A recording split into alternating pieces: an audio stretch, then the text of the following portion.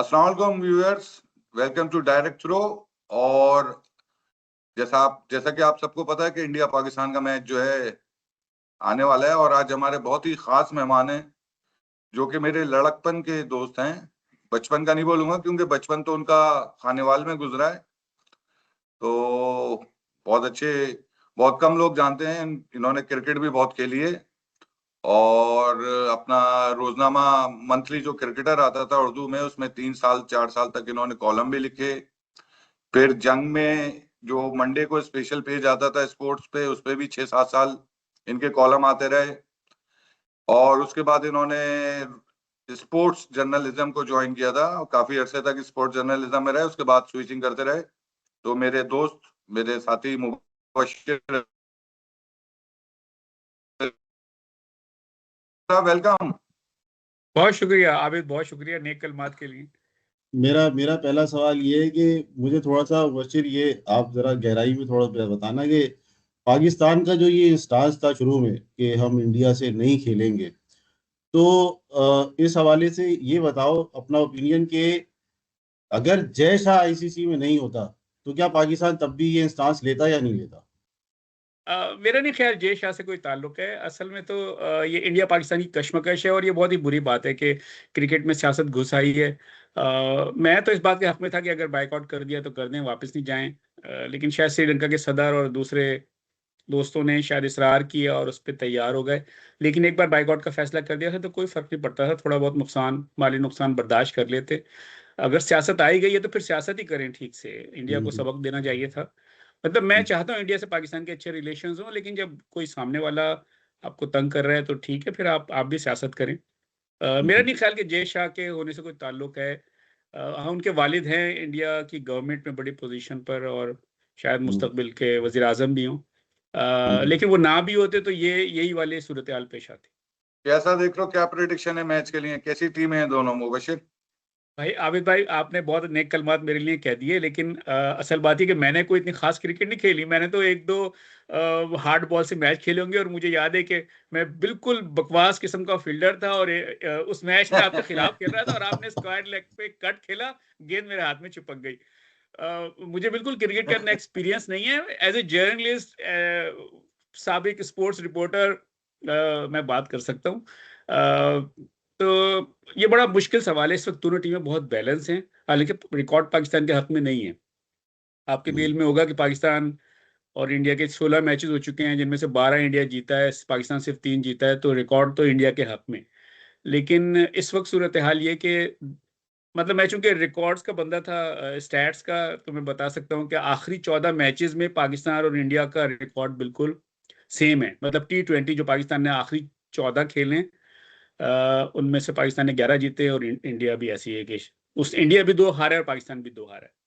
तो दोनों टीमें यानी परफॉर्म करती हुई आ रही हैं। दोनों के खिलाड़ी भी कुछ ना कुछ चल ही रहे हैं, जैसे हमारा साहबजादा फरहान चल रहा है। उनके तो खैर कई बैट्समैन हैं जिन्होंने काफी स्कोर किया है। तो टीम टीम इस वक्त बैलेंस है, लेकिन डिपेंड करता है आर प्रेमदासा स्टेडियम में कि उस दिन बारिश का भी इम्कान है।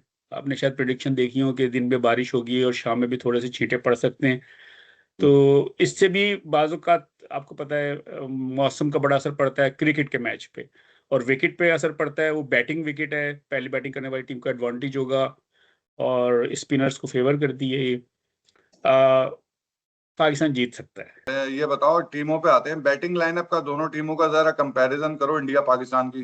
कैसे देखते हो इंडिया पाकिस्तान की नहीं, टीमों इंडिया को? इंडिया की बैटिंग बहुत स्ट्रांग है। उन पे डिपेंड किया जा सकता है। उनके जितने खिलाड़ी हैं, उनके ओपनर हैं, ईशान किशन है, उसने अभी 61 इसी टेस्ट में किए हैं। इससे पहले उसने 1 सेंचुरी 150 न्यूजीलैंड के खिलाफ सीरीज में की थी। इनका कप्तान है सूर्य कुमार यादव, उसके अभी उसने 84 किए हैं। उससे पहले न्यूजीलैंड सीरीज में 3 50 की थी।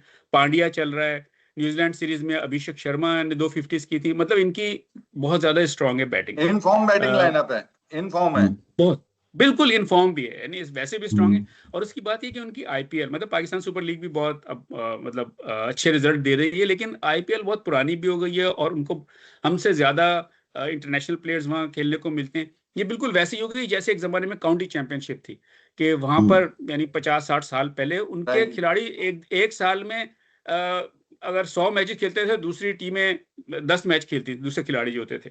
तो इस तरह ये आईपीएल में इनको इतना ज़्यादा एक्सपीरियंस हो गया। इस वक्त आप देखें इंटरनेशनल T20 की मैं बात नहीं कर रहा, यानी जो डोमेस्टिक कह लें या जो आम T20 होते हैं, इनमें से कोई खिलाड़ी इंडिया की टीम का ऐसा नहीं है जिसने 125 से कम मैचेस खेले, और पाकिस्तान के कई खिलाड़ियों ने इतने मैचेस नहीं खेले हुए। तो उन सबको बहुत ज्यादा एक्सपीरियंस है और उनकी बैटिंग लाइन बहुत स्ट्रांग है। पाकिस्तान में देखिए बाबर आजम बहुत ज्यादा स्ट्रगल करके कई साल के बाद अब उनका बल्ला चलना शुरू हुआ है। सही बात वो भी है, कोई बहुत सही। बहुत ज्यादा खास नहीं है, मतलब वो काफी ज्यादा गेंदें बीच में जाया भी कर रहे हैं। साहबजादा फरहान थोड़ा सा चला है इंडिया ऑस्ट्रेलिया के खिलाफ सीरीज में भी, और अभी भी उन्होंने एक 50 की है, बल्कि दोनों मैचेस में स्कोर किया है। और उसके अलावा सलमान आ गए, वो डिलीवर नहीं कर पा रहे। मतलब यानी पाकिस्तान की बैटिंग ऑस्ट्रेलिया की सीरीज में तो डिलीवर किया था मुबशिर, उसने अच्छी बैटिंग की थी सलमान अली आगा ने। हाँ उस सीरीज में उन्होंने की थी बैटिंग, लेकिन अभी यहाँ पे उन्हें करना पड़ेगा थोड़ा सा, मतलब जिम्मेदारी लेनी पड़ेगी। ऑस्ट्रेलिया के खिलाफ सीरीज वैसे थोड़ी सी हल्की थी, उनकी टीम इतनी स्ट्रांग नहीं टीम है, वाले और उसका बॉलिंग रिजल्ट नहीं हमें है देख उनके भी लिया, पास, बॉलिंग नहीं और है। अभी हार भी गए वो जिम्बाब्वे से। तो मतलब ऑस्ट्रेलिया के खिलाफ रन्स को मैं इतना ज्यादा काउंट नहीं कर रहा, तो एक तरह से उनकी प्रैक्टिस अच्छी हो गई। अच्छा मुबशिर, ये बताओ कि बैटिंग का तो तुमने बता दिया दोनों टीमों की, बॉलिंग को किस तरह तुम देखते हो दोनों टीमों की, इंडिया पाकिस्तान की?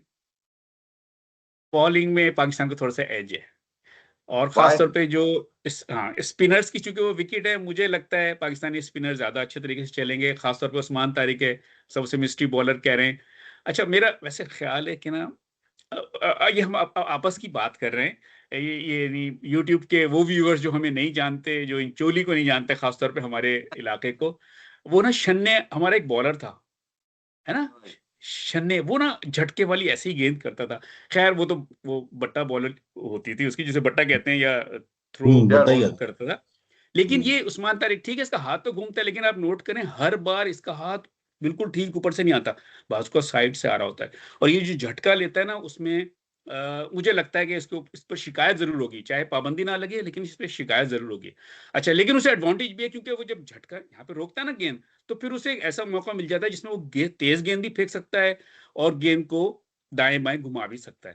तो चूंकि अभी नया नया है ना, तो अभी टीमों को उसके बारे में पता नहीं है, तो ये पाकिस्तान के हक में बहुत एडवांटेज हो सकता है कि इस मैच में वो चल जाए। पिछले मैच में शायद 3 विकेटें लिए हैं, इस मैच में भी अगर वो रन्स रोक लें और कुछ विकेट निकाल लें, तो ये पाकिस्तान के हक में होगा। इंडिया की बॉलिंग को कैसे देख रहे हो, किस तरह रेट करते हो?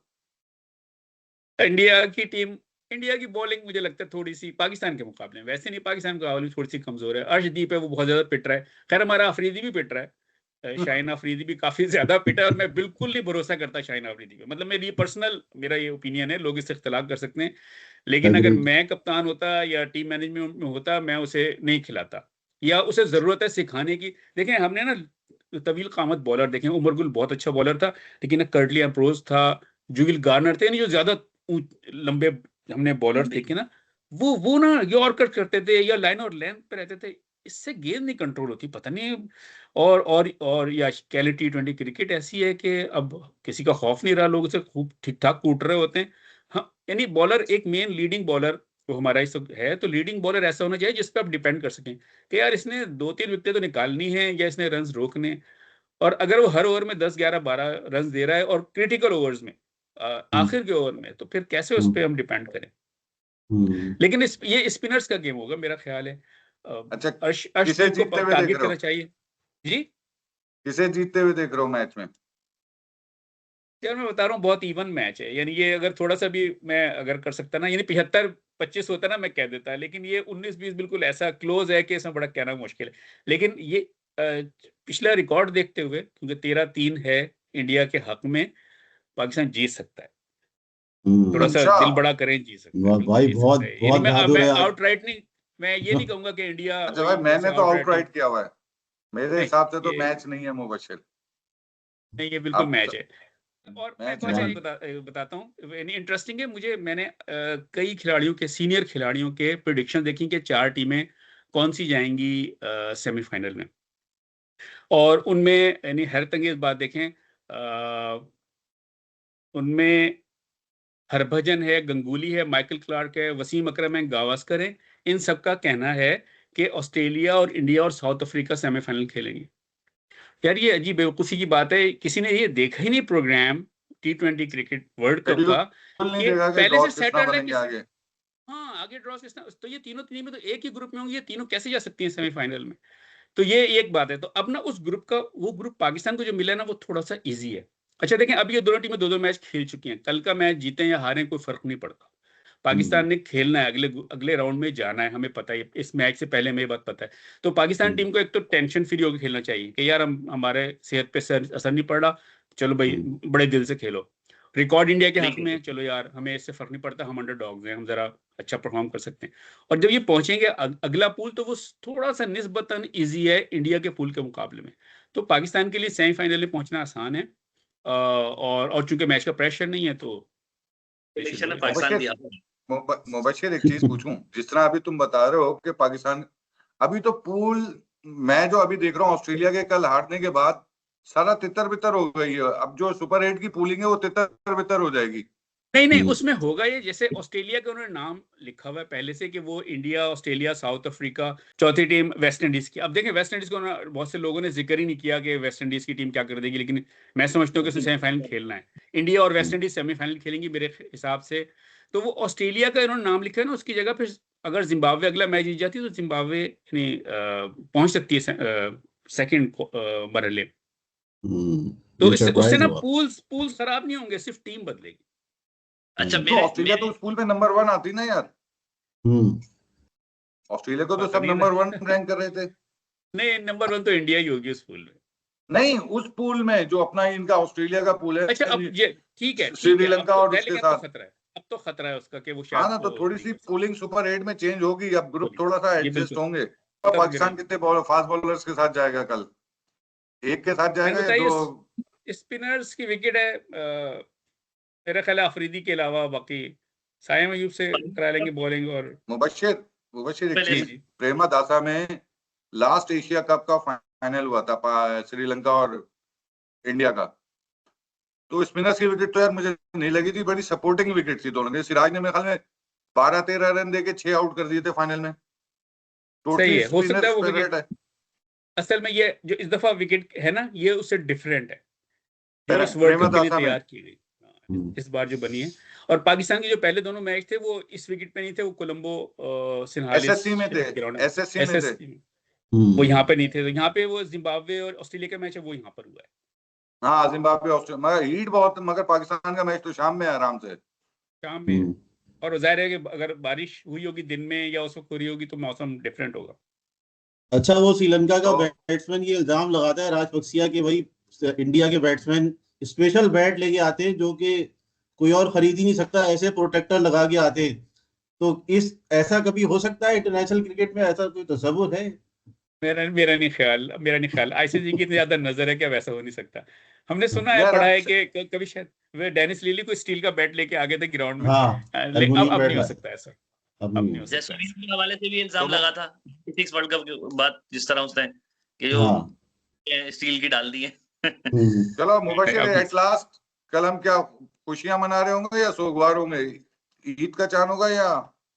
मैं फिर कहूंगा कि मेरा ख्याल है कि पाकिस्तान के पास बहुत अच्छा चांस है हराने के लिए। मैं अगर यानी 19-20 है, लेकिन इसके बावजूद मैं पाकिस्तान को समझता हूँ कि पाकिस्तान के चांस 51% है, इसलिए क्योंकि उनके पास प्रेशर नहीं है, इनके पास मिस्ट्री बॉलर है, रिकॉर्ड इनके हक में नहीं है, और अभी जो सियासत हुई है उसकी वजह से पाकिस्तान को थोड़ा सा एज है, यानी इंडिया वाले थोड़े से उसकी वजह से थोड़े से नर्वस होंगे, और उन पर बहुत अपने मुल्क की तरफ से प्रेशर होगा कि अब इतना रो पीट के पाकिस्तान को इन्वॉल्व कर लिया है, खिला रहे हैं मैच, तो परफॉर्म करें, तो वो थोड़े से प्रेशर में होंगे। तो पाकिस्तान को एडवांटेज लेना चाहिए इसका। हमारी भाई राय का कदर है, बट मैं दूसरे एंड पे देख रहा हूँ, तुम्हें पता है थोड़ा सा ये जरा हार्ड लाइन में सोचते हैं। कोई बात नहीं, हम देखेंगे इसके बाद, कोई बात नहीं, हो सकता है कि आप 25-25 रख लो, 75-25 इंडिया के फेवर में। मैं समझता हूँ पाकिस्तान के पास चांस है जीतने। आपकी राय का एहतराम है, देखते हैं, लेट्स सी।